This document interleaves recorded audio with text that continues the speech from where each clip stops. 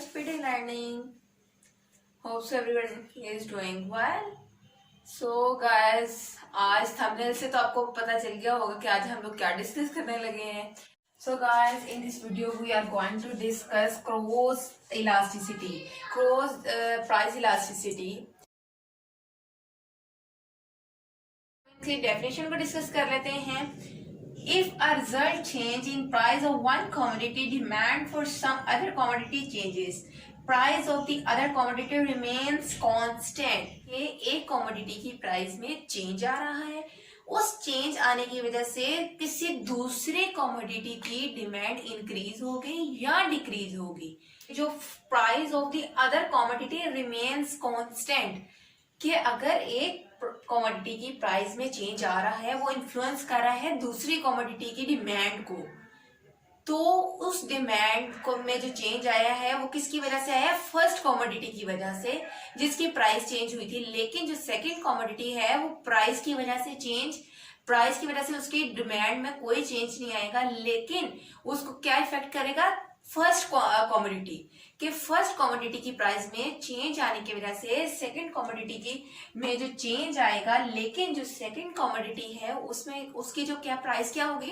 Price उसकी constant रहेगी. कि एग्जांपल से आपको और क्लैरिफाई हो जाएगा कि क्रॉस इलास्टिसिटी है क्या है.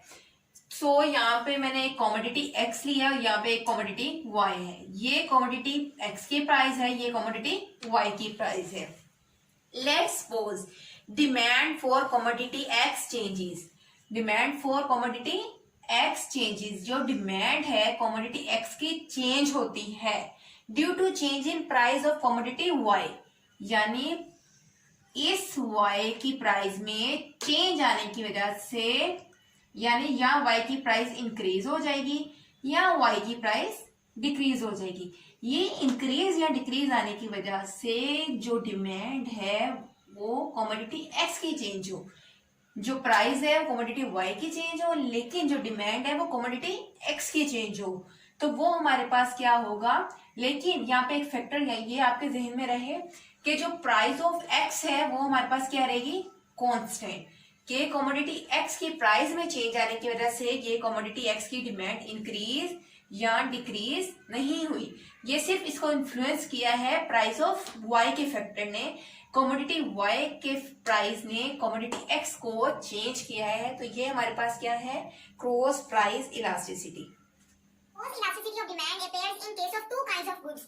So first good is substitute and the second is joint demanded good.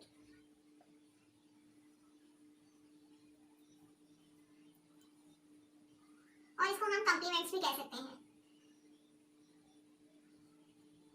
सो जो हमारे पास क्रॉस इलास्टिसिटी होगी वो या तो सब्स्टिट्यूट फॉर्म में होगी गुड्स, या वो गुड्स हमारे पास क्या होंगे? जॉइंट डिमांडेड गुड्स होंगे, यानी कॉम्प्लीमेंट्स गुड्स होंगी.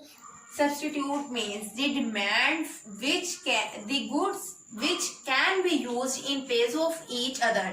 यानी वो गुड्स जिनको हम एक दूसरे की जगह पे इस्तेमाल कर सकते हैं, यूज कर सकते हैं, तो वो हमारे पास क्या होंगे? Substitute goods. For instance mutton and chicken and tea and coffee.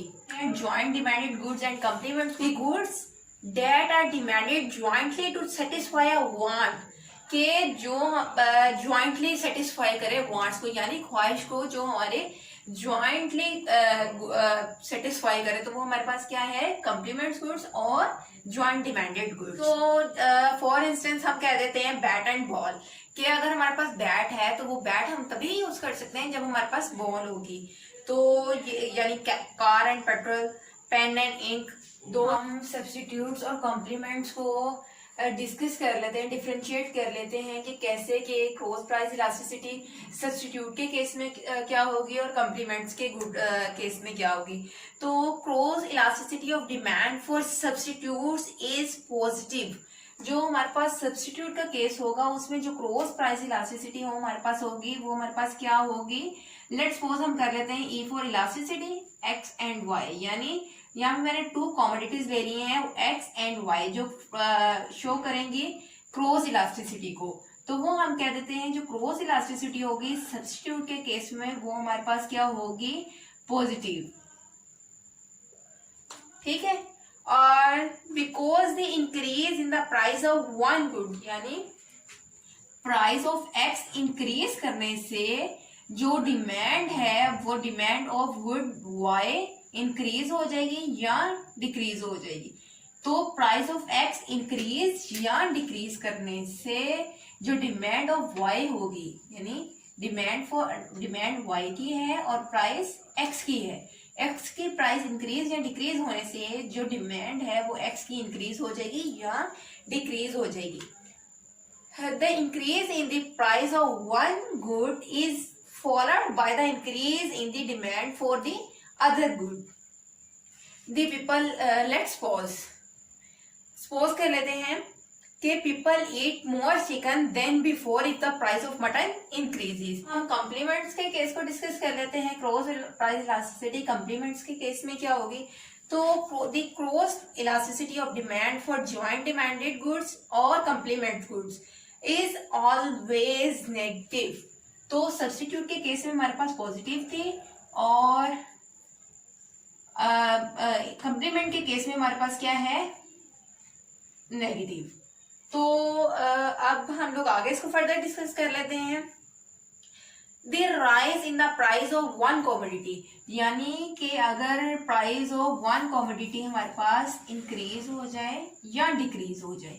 So the rise in the price of one good के अगर हमारे पास प्राइस ऑफ एक्स जो है वो इंक्रीज करती है, price of X increase causes a decrease in the demand for the other good. तो जो डिमांड होगी वो हमारे पास, हमने प्राइस ऑफ एक्स ली है तो यहाँ पे हम डिमांड ले लेते हैं कॉमोडिटी वाई, तो वो क्या कर जाएगी, फॉल कर जाएगी कि एक कॉमोडिटी की प्राइस इंक्रीज होने की वजह से दूसरी कॉमोडिटी की डिमांड क्या हो जाएगी, डिक्रीज हो जाएगी। The reason is that when people reduce the use of one good then the demand for the second good automatically decreases. कि हम लोग कॉम्प्लीमेंट्स में यही कह रहे हैं ना कि जो दो गुड्स होंगी वो ज्वाइंटली यूज होंगी, तो इस वजह से एक की अगर प्राइस इंक्रीज होगी तो दूसरे की डिमांड ऑटोमेटिकली डिक्रीज कर जाएगी, यानी फॉल हो जाएगी। For example, when the price of car increases then the demand for petrol fall. So guys, this brings me to the end of this lesson. Hope you find the lesson very useful. I'll be back soon. Till then, take care. Allah Hafiz.